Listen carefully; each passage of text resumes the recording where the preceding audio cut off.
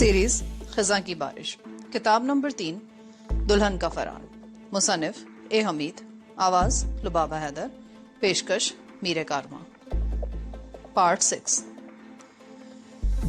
शबाना ने नजमी के करख्त चेहरे को देखकर ही अंदाजा लगा लिया था कि वो नॉर्मल जिंदगी बसर नहीं कर रही, और अब तो नजमी ने उसके सामने एक औरत का इंतहाई सफाकाना अंदाज से खून कर दिया था और उसे जरा भी मलाल नहीं हुआ था। शबाना को शकीला बाई की मौत का कोई अफसोस नहीं था। उसके बावजूद वो नजमी के हाथों उसे कत्ल होते देखकर कुछ सहम गई थी। नजमी इतनी बेदर्दी से किसी का खून करेगी, ये बात शबाना कभी सोच भी नहीं सकती थी। नजमी ने शबाना से पूछा कि वो लाहौर से इंडिया कैसे पहुंच गई। शबाना ने कहा, ये बड़ी लंबी कहानी है नजमी, मैं तुम्हें तुम्हारे घर चलकर सुनाऊंगी। सिर्फ इतना बता देती हूँ कि मेरी शादी जफर से हो गई थी। मैं उसके साथ अमेरिका में थी। उसने मेरे साथ बड़ा वहशाना सलूक करना शुरू कर दिया था। मैं तंग आकर लाहौर आ गई। भाईजान ने तब्दीली आबो हवा के लिए मुझे मशरकी पाकिस्तान अपने एक दोस्त की फैमिली में भिजवा दिया था। मैं वही थी कि इंडिया ने हमला कर दिया। मैं उस अफरा तफरी में जिधर को मुंह उठा अपनी इज्जत बचाकर भाग खड़ी हुई। एक आदमी मुझे पकड़कर कलकत्ते ले आया। यहाँ उसने मुझे फरोख्त कर दिया।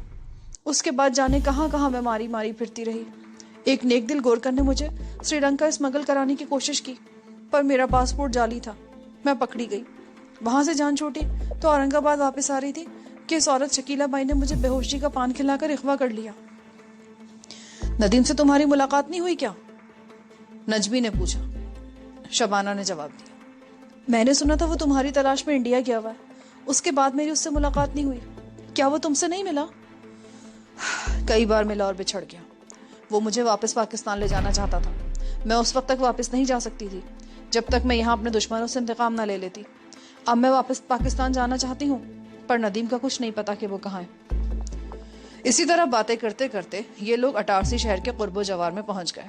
अटारसी शहर की रोशनियां बाएं जानिब छोड़कर बादल ने जीप को जबलपुर वाली सड़क पर डाल दिया। अटारसी से जबलपुर काफी दूर था।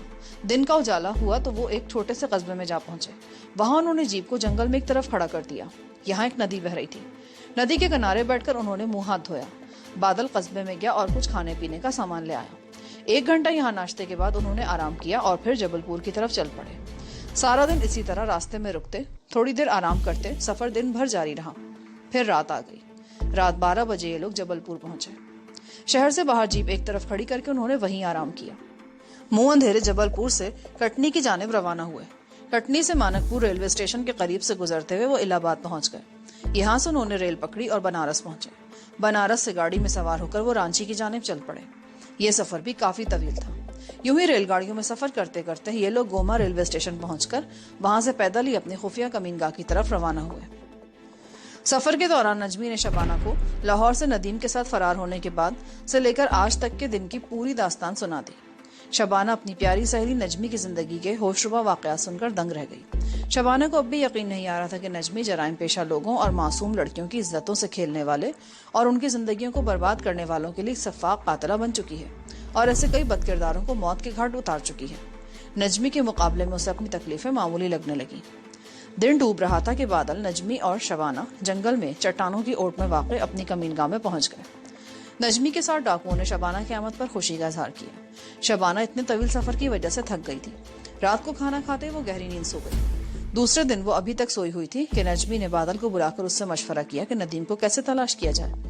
वो नदी के किनारे आमने सामने बिछी हुई चारपाइयों पर बैठे थे। नजमी अपने रिवॉल्वर को कपड़े से साफ कर रही थी। बादल ने कहा, यही मुनासिब मालूम होता है कि हम अपने मुखबिर कलकत्ते के आसपास छोड़ दें। 2-1 रोज में मुझे भी सेठ जब्बार के पास जाना है। मुमकिन उसने नदीम का कुछ सुराग लगा लिया हो। नजमी ने कहा, हमारे सिर्फ एक मुखबिर ने नदीम को देखा हुआ है। हम सिर्फ उसी को सुराग रसानी के लिए भेज सकते हैं। कलकत्ते में एक ही मुखबिर काफी है। वो पुलिस थानों से अपने जराये से मालूमात हासिल कर सकता है। बादल ने कहा। नजमी ने उसी वक्त एक मुखबिर को जरूरी हिदायत देने के बाद कलकत्ते की तरफ रवाना कर दिया। शबाना सोकर उठ बैठी थी। नजमी उसके पास चली गई। दोनों ने भुने हुए जंगली मुर्ग और कॉफी का नाश्ता किया। फिर दोनों सहेलियां आपस में बातें करने लगी। वो माजी की यादों में खो गई और काफी देर तक लाहौर वाले कॉलेज, यूनिवर्सिटी कैंपस की सहेलियों और लाहौर शहर की बातें करती रही। शबाना ने नजमी को बताया कि उसकी सौतेली माँ उसके बाप की वफात के बाद रंगमहल वाला घर छोड़कर अपने गांव जा चुकी है।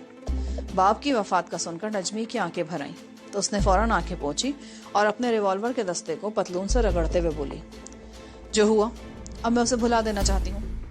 मैं पाकिस्तान गई भी तो लाहौर में नहीं रहूंगी।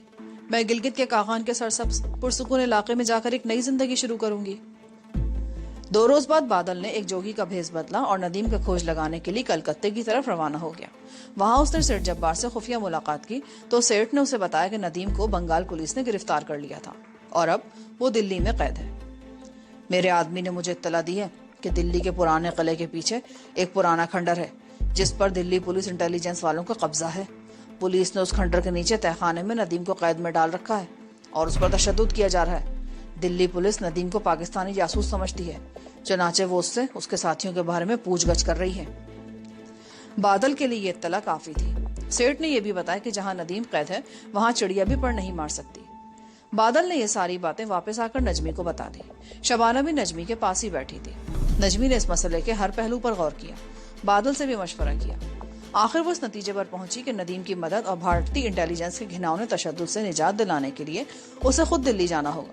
शबाना को उसने वहीं रहने की हिदायत की और बादल को साथ लेकर एक दिन वो दिल्ली की तरफ रवाना हो गई। दोनों ने जोगी और जोगन का भेस बदल रखा था। नजमी और बादल दिल्ली के स्टेशन से बाहर निकल आए। उस वक्त सूरज गुरूब हो चुका था और शाम के साए फैलने लगे थे। स्टेशन के अंदर की बत्तियां रोशन हो गई थी। नजमी और बादल दोनों ही जोगी जोगन के भेस में थे। नजमी ने खद्दर की गेरुई साड़ी पहन रखी थी, माथे पर तिलक लगा था, गले में रीठे के मंकों की माला थी। बालों को उसने खद्दर के गेरवे रुमाल से ढांप रखा था। हाथ में छोटा सा करमंडल था। बाएं गाल पर उसने स्याह रंग का एक मसनूई मस्ता बना लिया था ताकि आसानी से पहचाना ना जा सके।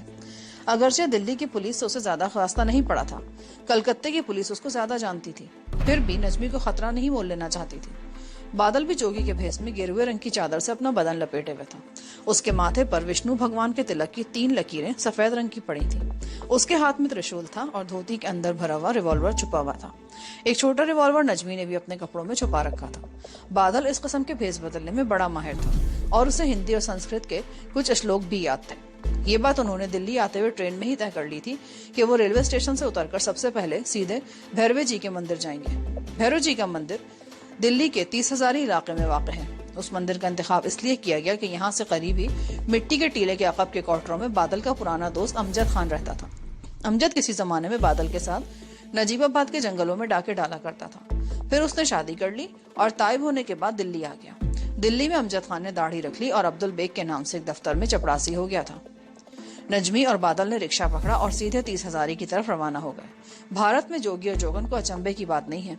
उत्तर प्रदेश के पहाड़ी इलाकों से जोगी लोग अक्सर दिल्ली के मंदिरों की यात्रा को आते रहते हैं और मैदानों से जोगी लोग उत्तर प्रदेश और हिमाचल प्रदेश के पहाड़ी मंदिरों की यात्रा को जाते ही रहते हैं। दिल्ली की गलियों में जोगी जोगने आमतौर पर भीख मांगते देखे जा सकते हैं। हिंदुओं के इलाके में इनका बड़ा जोर होता है। मंदिरों में वो अक्सर डेरे डाले होते हैं।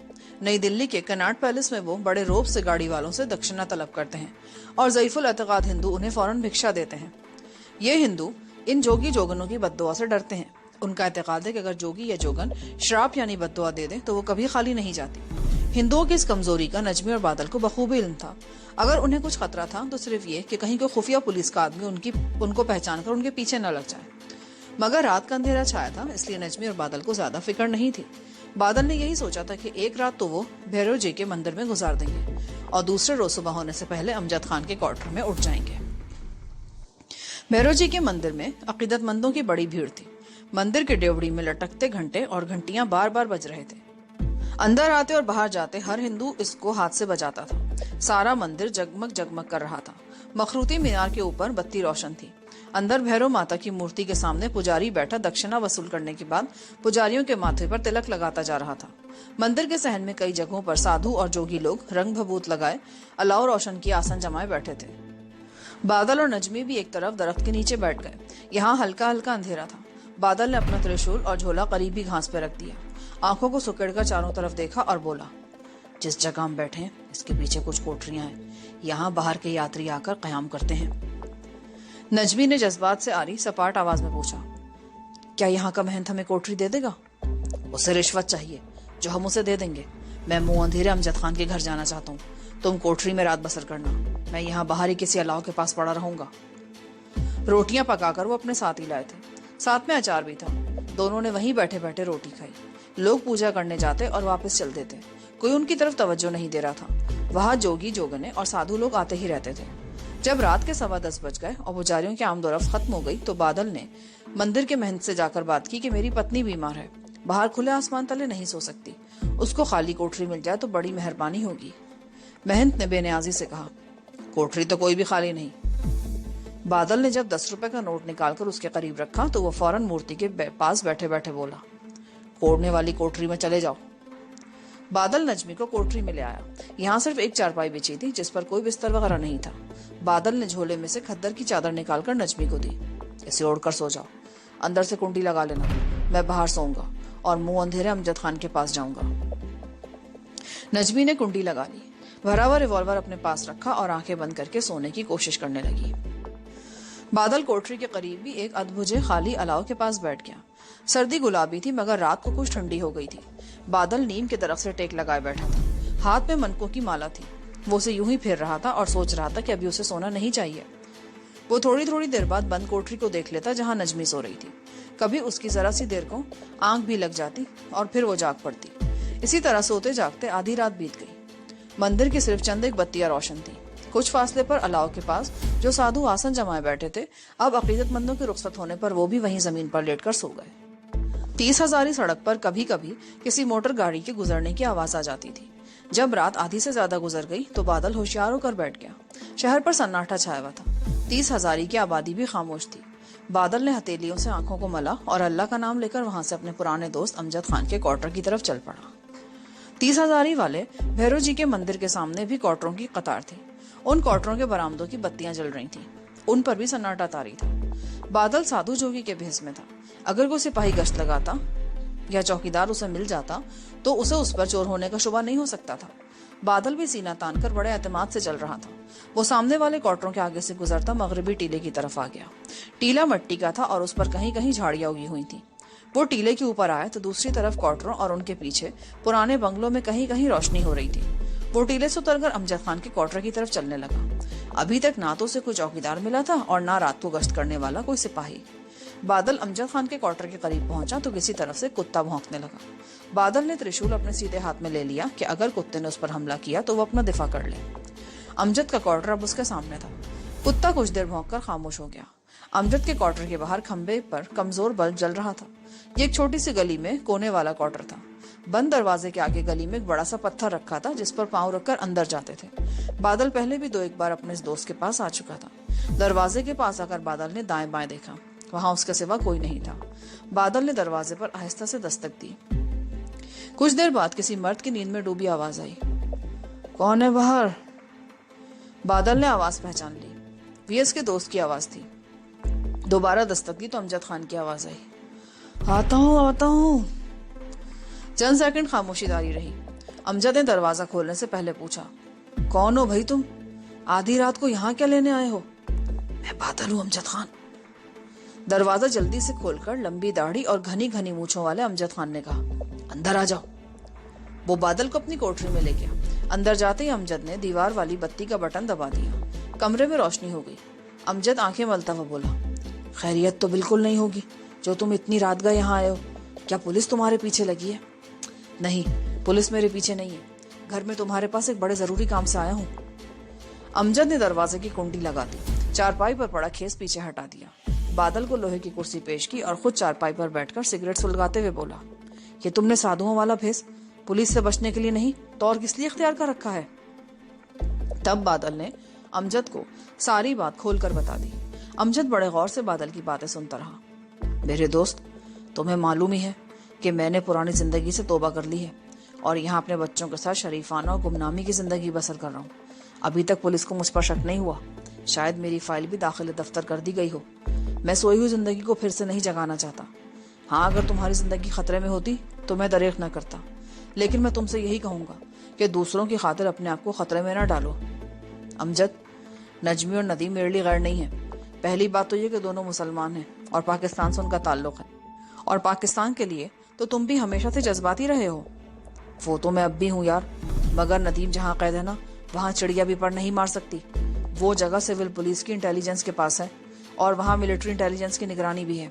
दिन रात वहाँ पहरा लगा होता है। अमजद, नजमी और बादल अब पाकिस्तान वापस जाना चाहते हैं। एक मुसलमान होने के नाते हमारा फर्ज बनता है कि उन्हें इस जहन्नुम से निकालकर पाकिस्तान पहुंचाने में उनकी मदद करें। अमजद खामोश था। बादल ने कहा, नजमी की सहेली शबाना भी हमारे पास है। उस पर यहाँ भारत में नजमी और नदीम की तरह बड़ा जुल्म हुआ है। मैं समझता हूँ इन लोगों की बड़ी हिम्मत है कि वो अब तक जिंदा हैं। नजमी ने तो खैर मेरे साथ बंदूक उठा ली थी और अपने दुश्मनों से इंतकाम ले लिया है, लेकिन नदीम पर अब भी तशद्दुद किया जा रहा है। अगर हमने उसे इंडियन पुलिस की कैद से ना निकाला तो वो वहीं एड़ियां रगड़ रगड़ कर मर जाएगा। ये लोग पाकिस्तान के शरीफ मुसलमान घरानों के लोग हैं। एक गलती उनसे हो गई जिसकी काफी सजा वो भुगत चुके हैं। अमजद ने सिगरेट का कश लिया और बादल की तरफ देखे बगैर बोला, मैं तुम्हारे लिए चाय लाता हूँ, बाकी बातें बाद में करेंगे। इत्तेफाक से मेरे बच्चे कानपुर गए हैं, मैं घर में सब अकेला ही हूँ, मगर तुम्हारे लिए चाय भी बना कर लाता हूँ। चाय बाद में पी लेंगे। सबसे पहले तो मैं नजमी को भैरव जी के मंदिर से यहाँ लाना चाहता हूँ। मैं तस्दीक करना चाहता था कि तुम घर पर ही हो ना। मैं चाय बनाता हूँ, तुम नजमी को जाकर ले आओ। बादल उसी वक्त भैरव जी के मंदिर की तरफ चल दिया। रात ढलने लगी थी। मशरक की तरफ सितारों का नीला रंग सफेद पड़ रहा था। भैरव जी के मंदिर में अभी तक खामोशी और सन्नाटा छाया हुआ था। बादल ने नजमी को जगाकर अपने साथ लिया और सीधा अमजद के क्वार्टर आ गया। अमजद चाय बनाकर ले आया। उसने नजमी को सलाम किया और बोला, जोगन के भेस में देखकर मुझे यकीन नहीं आता कि आपका नाम सुनकर बंगाल और बिहार की पुलिस तरस जाती है।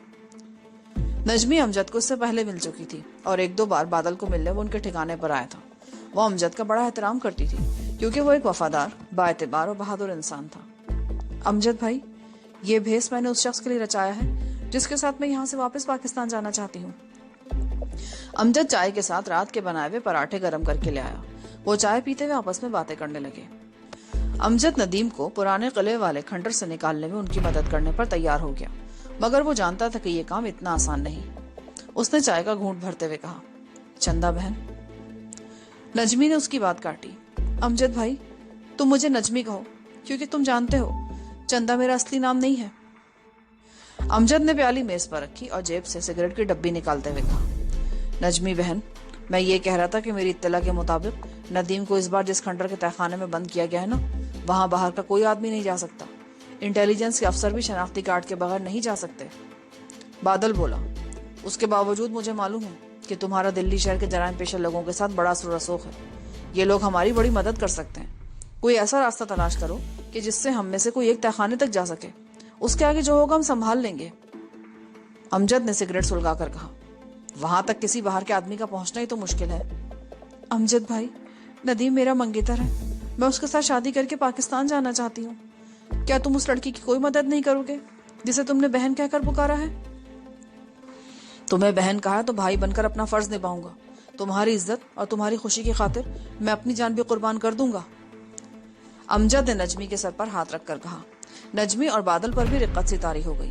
अमजद ने सिगरेट पांव तले मसल डाला और साफे से अपनी मूछें साफ करते हुए बोला, तुम लोग मेरे क्वार्टर में रहो। मैं दिन निकलता है तो अपने खास आदमी के पास जाकर बात करता हूँ। खुदा ने चाहा तो कोई ना कोई तरीका जरूर निकल आएगा। वैसे तुम लोग ये जोगियों वाले कपड़े अब तब्दील कर दो, इसकी जरूरत नहीं है। मैं तुम्हें दूसरे कपड़े ला कर देता हूँ। जब दिन निकल आया तो अमजद नजमी और बादल को अपने क्वार्टर में ही छोड़कर अपने खास दोस्त के घर की तरफ रवाना हो गया जो शहर में वाक़ था। जाते हुए वो क्वार्टर को बाहर से ताला लगा गया था और उसने नजमी और बादल को ताकीद कर दी थी कि वो अंदर खामोश बैठे रहें। बादल और नजमी ने गिरे हुए कपड़े उतारकर दूसरा लिबास बदल लिया था। वो दोनों बंद कोठरी में बैठे अमजद खान की वापसी का इंतजार कर रहे थे।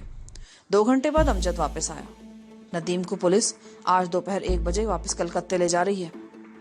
ये बड़ी पक्की इत्तला है जो मुझे मेरे दोस्त ने दी है और वहीं वो पुराने किले में होता है। उसने बताया कि नदीम को खास पुलिस गार्ड की हिफाजत में आज 1 बजे वाली कलकत्ता एक्सप्रेस में ले जाया जा रहा है। अब बताओ हमें क्या करना चाहिए? तुम लोग जैसा कहते हो मैं वैसा ही करूंगा। बादल ने कहा, नदीम के साथ पुलिस की कितनी नफरी होगी?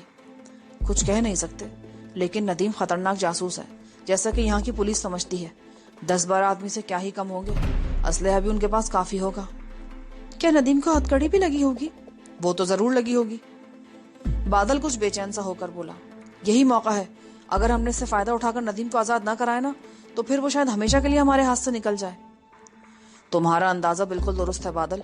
मुझे भी मेरे आदमी ने यही बताया है कि पुलिस नदीम से अपने मतलब की बातों गलवाने में कामयाब ना हो सकी और कलकत्ते उसे सिर्फ इसलिए ले जाया जा रहा है कि वहां जेल में उसे खुफिया तौर पर फांसी दे दी जाएगी। पहले नदीम को पुराने किले में हलाक करने का प्रोग्राम था, मगर दिल्ली पुलिस ने नदीम के मुसलमान होने की वजह से कुछ हिचकिचाहट का इजहार किया है। शायद उसे खतरा था कि बात यहाँ के मुसलमान अखबारों तक पहुंच जाएगी, चुनांचे अब उसे बंगाल में ले जाकर फांसी दी जाए और किसी को कानो कान इस बात की खबर भी नहीं होगी। नजमी तड़प उठी। उसका हाथ बेख्तियार अपने लिबास में छुपाए हुए रिवॉल्वर पर चला गया। उसकी आंखों से चिंगारियां फूटने लगी। मैं नदीम को फांसी नहीं लगने दूंगी, चाहे इसके लिए मुझे सारी बंगाल पुलिस को कत्ल क्यों ना कर देना पड़े, चाहे उसको कत्ल करते हुए मैं खुद ही खत्म क्यों ना हो जाऊं। ऐसा वक्त नहीं आएगा नजमी, हम नदीम को पुलिस के नरगे से निकाल लेने में जरूर कामयाब हो जाएंगे। बादल जल्दी से बोला। अमजद ने कहा, यही मैं कीमती मशवरा देना चाहता था। यूं समझ लो कि ये तुम लोगों के लिए एक सुनहरी मौका है, आखिरी चांस है ये। अगर मेरी खिदमत की जरूरत हो तो मुझे बताओ, मैं अपनी बहन की खुशी की खातिर सब करने को तैयार हूँ। नहीं अमजद भाई, मैं तुम्हारे घर का सुकून बर्बाद नहीं करना चाहती। ये काम हम खुद कर सकते हैं। तुम्हारा बहुत बहुत शुक्रिया कि तुमने हमें एक बड़ी अहम खबर ला कर दी है। उसके साथ ही नजमी ने बादल की तरफ देखकर कहा, हम गार्ड पर हमला करेंगे। बादल की आंखें ऐसे चमक उठी जैसे शेर ने जंगल में अपना शिकार देख लिया हो। वो फैसला कुन लहजे में बोला, नदीम को फांसी पर लटकाने वाला भी पैदा नहीं हुआ। फिर वो तीनों सर जोड़कर बैठ गए और तेजी से मशवरा करने लगे कि उन्हें अपने प्रोग्राम पर किस तरीके से अमल करना होगा। वक्त बहुत कम था। उस वक्त दिन के 9 बज रहे थे। पूरे 1 बजे की कलकत्ता एक्सप्रेस से पुलिस गार्ड ने नदीम को लेकर कलकत्ता रवाना हो जाना था। इतना वक्त नहीं था कि बादल खुफिया ठिकाने पर जाकर अपने आदमियों को अपनी मदद लाने के लिए कह सकता। उन दोनों को ही सब कुछ करना था। वो अमजद खान की जिंदगी को एक बार फिर पुलिस के हवाले नहीं करना चाहते थे। इससे पहले कौन सी ट्रेन कलकत्ता जाती है? अमजद ने कहा, सीधी कोई ट्रेन 1 बजे से पहले कलकत्ता नहीं जाती। 10 बजे पटना एक्सप्रेस चलती है। ठीक है, हम 10 बजे वाली ट्रेन में पटना के लिए रवाना हो जाते हैं। धनबाद के स्टेशन पर उतरकर हम कलकत्ता एक्सप्रेस का इंतजार करेंगे। वहां से कलकत्ता एक्सप्रेस में सवार हो जाएंगे और गोमा स्टेशन से 2 मील पहले जंगल शुरू हो जाएगा। तब हम नदीम के डब्बे में पहुंचकर अंधाधुंध फायरिंग करके उसको छुड़ाकर अपने साथ ले जाएंगे। गोमा के जंगल में ही हमारा खुफिया ठिकाना है।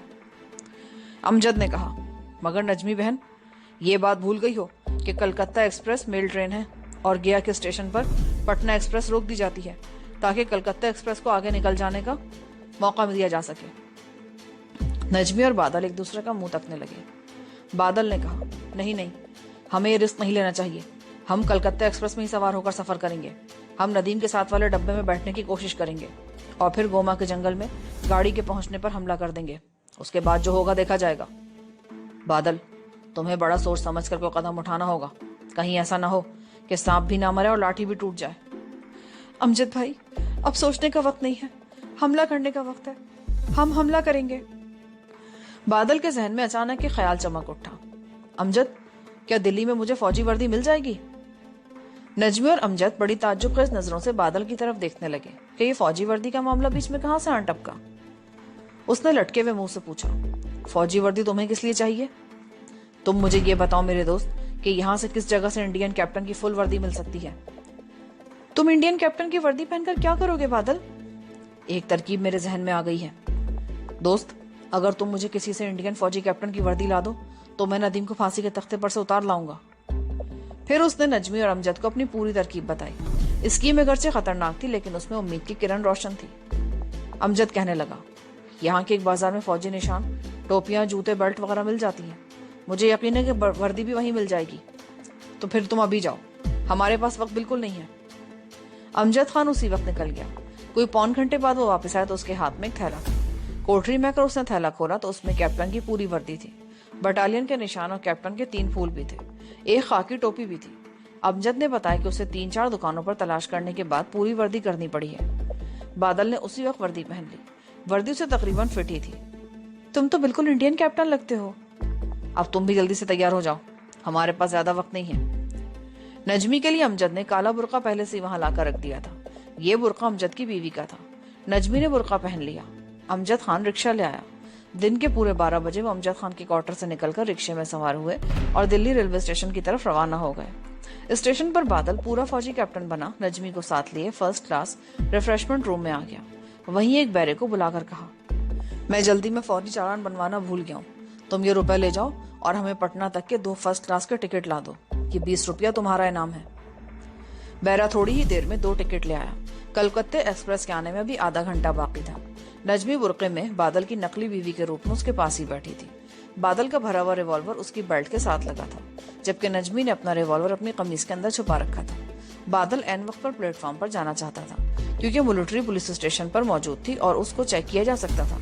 और बादल के पास पे बुक, शनाख्ती कार्ड और ट्रैवल ऑर्डर किस्म की कोई कागजात नहीं थे। जब कलकत्ता एक्सप्रेस प्लेटफॉर्म पर आकर रुक गई तो बादल फौजी कैप्टन बना नजमी को साथ लिए रिफ्रेशमेंट रूम से निकलकर ट्रेन के फर्स्ट क्लास कंपार्टमेंट की तरफ बढ़ा। नजमी को उसने कंपार्टमेंट में बिठा दिया और खुद ये देखने के लिए कि नदीम को कौन से डब्बे में सवार कराया जा रहा है, पीछे हटकर टी स्टॉल के पास खड़ा हो गया। अचानक एक तरफ से 2 मिलिट्री पुलिस के फौजी नमूदार हुए। बादल मोहतात हो गया। दोनों फौजियों ने बादल को जोर से एड़ियां जोड़कर सलूट मारा और आगे निकल गए। बादल ने खुदा का शुक्र अदा किया कि बला टल गई। उसकी आंखें ट्रेन के एक एक डब्बे का जायजा ले रही थी।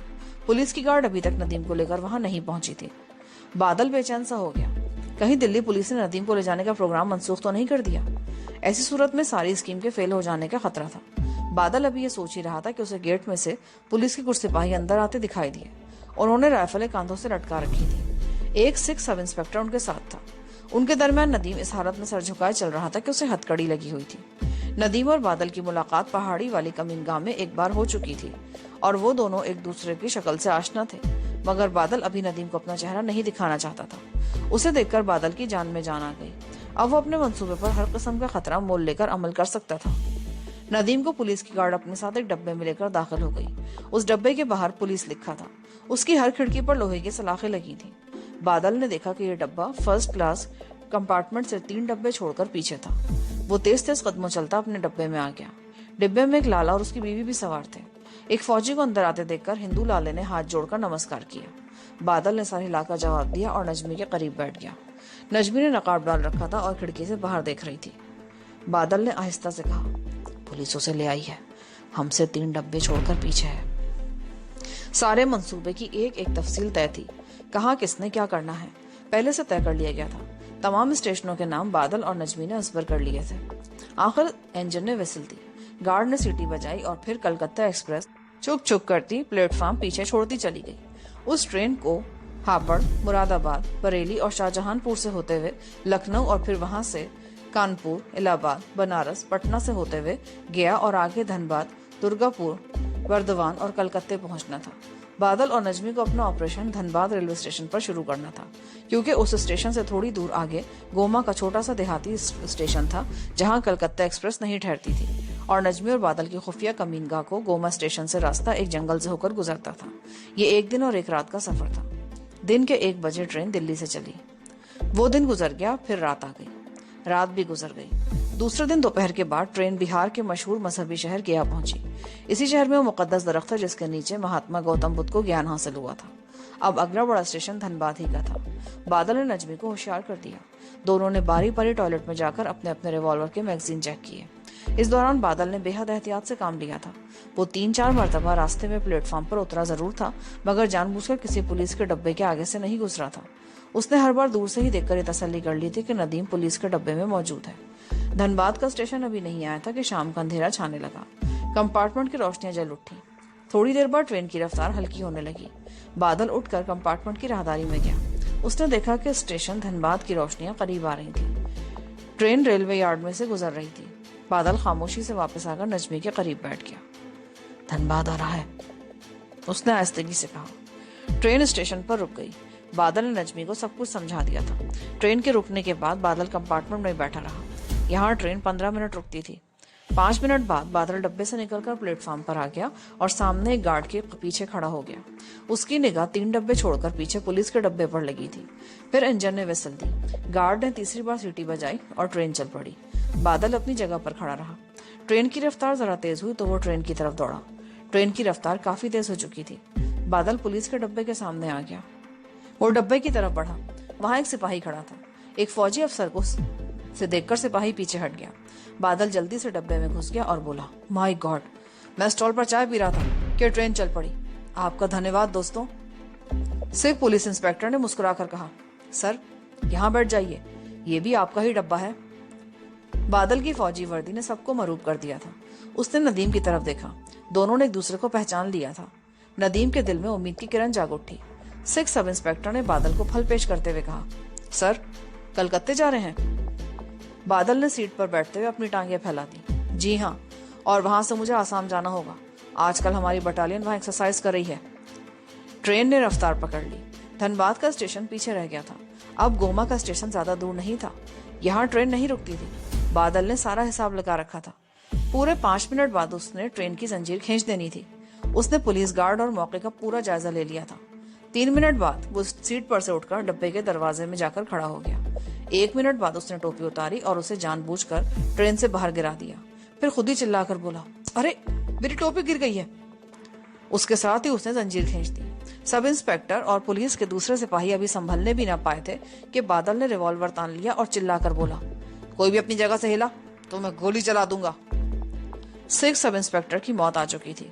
उसने अपने पिस्तौल वाली पेटी की तरफ हाथ बढ़ाया ही था कि बादल ने फायर कर दिया। दूसरे लम्हे 6 सब इंस्पेक्टर की लाश खून में लथपथ अपनी सीट पर औंधी पड़ी थी। यहाँ पर पार्ट 6 का इख्तिताम होता है। आगे कहानी सुनने के लिए पार्ट 7 समाप्त फरमाएं।